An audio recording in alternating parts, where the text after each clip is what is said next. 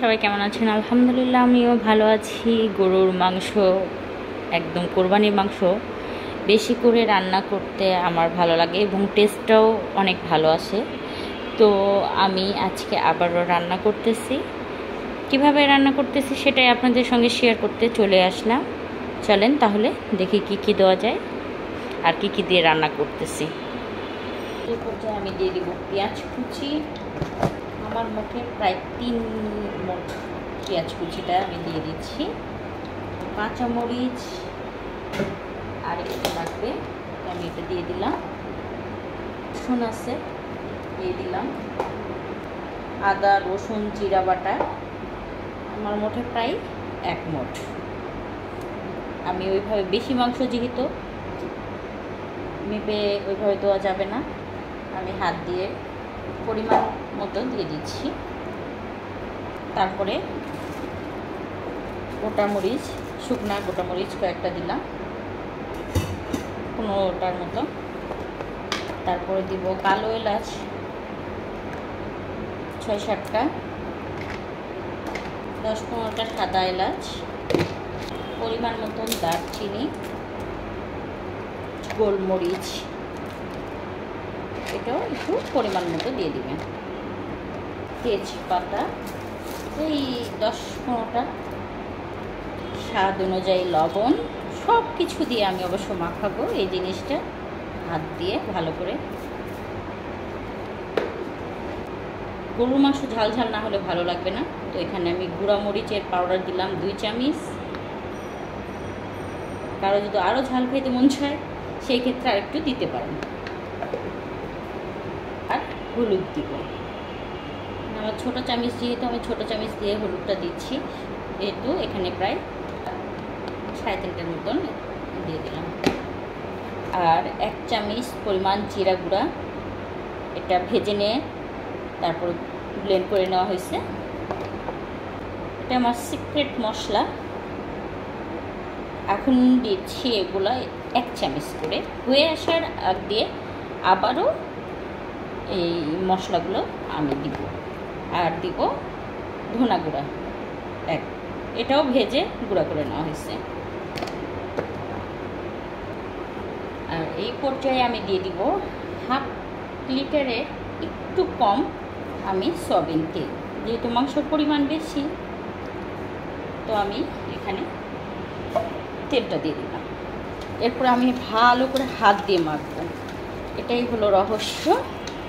হাত দিয়ে মাখবেন ভালোভাবে। অনেকে আছে যে মশলা টশলা দিয়ে জাস্ট চুলাতে চাপায় দেয়, কিন্তু আমি কখনোই করি না। ঈদের দিনেও আমি এইভাবে মাখাই, অত মাংস রান্না করি। তারপরে এখনও রান্না করতেছি প্রায় 7-8 কেজি, 7 কেজির মতন তো হবেই।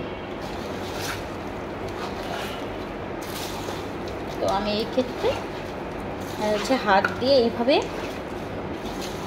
4-5 মিনিট বললে চলে, আমি এইভাবে হাত দিয়ে মাখবো। মাখানোর পরে চুলায় উঠিয়ে দেবো। আর আমি মাংস রান্না করলে আমার ফ্যামিলি মেম্বার সবাই খুব মজা করে তৃপ্তি সহকারে খায়। সেম এইভাবেই আমি রান্না করি। যখন দেখা যাচ্ছে বেশি মাংস, সেই পর্যায়ে আমি এইভাবে মাংসটা মাখিয়ে রান্না করি। আর এইভাবে অনেক টেস্ট হয়।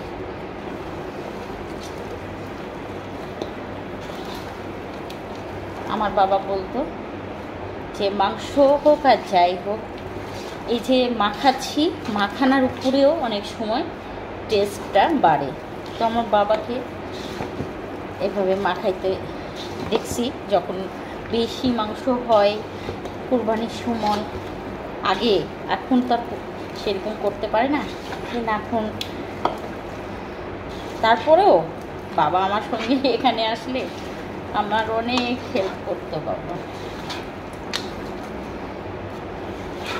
শিখাইতো। আসলে এইটা আমার বাবার শিখানো, এই মাংস রান্নাটা। আমার বাবার মানে মাখানো, রান্না করার সিস্টেম, এটা পুরোটা আমার বাবার, ক্রেডিট চাই। আর অসাধারণ। এরপর থেকে যেই দিন আমাকে আমার বাবা দেখাইছে, তারপর থেকে আমি সেম এইভাবেই আমি রান্না করি, আমার বাবা যেভাবে রান্না করা শিখেছিল সেম। আর এই টেস্টটা আসে পুরোটাই আমরা যখন বিয়ে বাড়িতে দাওয়াত খেতে যাই, সেই সময় যে মাংসটা রান্না হয় ডিশে, ঠিক এমন ফ্লেভার আর এমন টেস্টটা আসে। বেশি মাংস যখন হবে অবশ্যই আপনারা ট্রাই করবেন এইভাবে রান্না। তো আমার হয়ে গেছে, এখানে আমি এক ফোঁটা পানি দিব না, আমি চুলাতে উঠিয়ে দিব ডাইরেক্ট। তো চলেন, আর চুলাতে উঠিয়ে দেওয়ার সঙ্গে সঙ্গে যে ঝেঁপে দিয়ে চলে যাবেন তা হবে না, এখানে অনবরত নাড়তে হবে যতক্ষণ না পুরোপুরি আপনার বলকটা না আসতেছে। তো এই পর্যায়ে এইটাই করতে হবে। আর টেস্ট যদি মজাদার মাংস খেতে চান সেই ক্ষেত্রে এইটাই হলো টিপস। তো চুলায় উঠে দিই, চলেন। তো বিসমিল্লাহ রহমানির রহিম, চুলাটা জ্বালিয়ে দিলাম। তো এখন আমার যেটা করতে হবে, লাড়কিতে অনর্গল এটা নাড়া দিতে হবে। তো আমি এটা নাড়তে থাকি, পরে আপনাদের সঙ্গে আবারও শেয়ার করব। তো আমি একটু পরপর সেম প্রসেসে, এই যে, কারণ বেশি মাংস নাড়া দিতে একটু কষ্ট হয় অনেকে মনে করে, কিন্তু এইভাবে একটু পরপর আমার নাড়া দিতে হচ্ছে। এইটা মানতেই হবে যে এইভাবে 2 মিনিট 3 মিনিট পর পর, আপনি না হলে উঠতে 5 মিনিট পর পর আপনি এইটা উল্টিয়ে দিবেন মাংসটা। সেম প্রসেসে পাতিলটা আমি ঘুরিয়ে ঘুরিয়ে চারি সাইডটাতেই আমি উল্টিয়ে দিচ্ছি।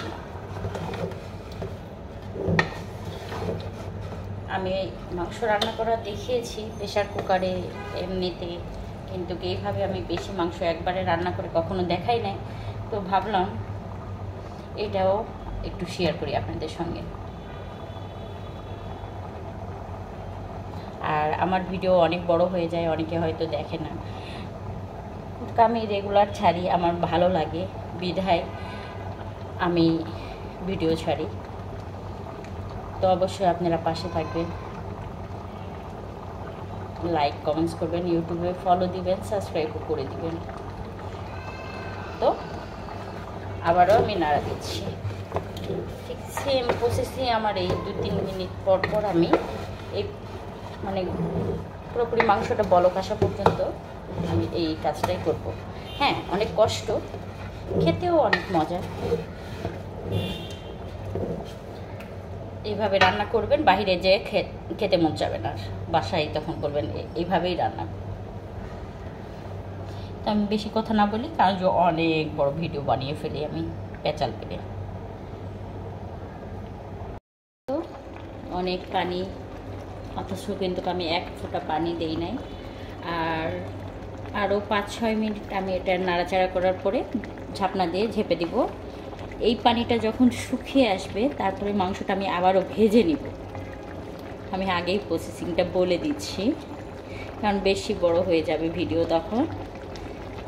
তো আমি পানি শুকানো পর্যন্ত ওয়েট করব এখন, তারপরে আবার আসছি।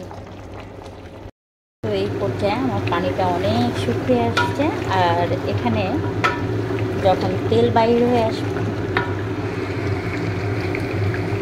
ভয়ে দেখা যাচ্ছে না কিছু, আসলে তেল যখন বাইর হয়ে আসবে একটু সিদ্ধ হয়েছে কিনা আমি দেখব, চেক করে তারপরে একটু পানি দিব, যেটা কিনা ঝোলের পানি একবারে, এটা কষানোর জন্য, আর এক্সট্রা কোনো পানির দরকার পড়বে না। আমি এই পর্যায়ে বারবার নাড়তে হবে, না হলে তলা লেগে যাবে, পুড়ে যাবে।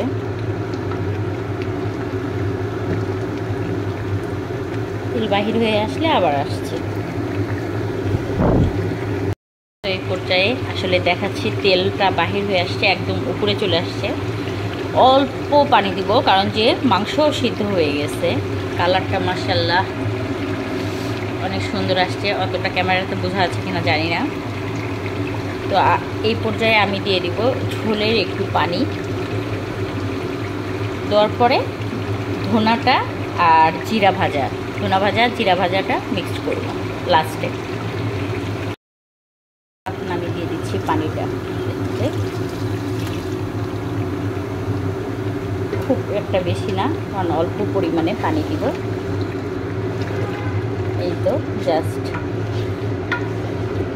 একটু হালকা গ্রেভি থাকবে নিচে, এই পর্যায়ে ভালো করে বলক আসবে, একটু হালকা হালকা ঝোল রাখবো। এই তো এই পর্যায়ে আমি চুলা নিভিয়ে দিব। দেওয়ার আগে আমি যেটা দিব,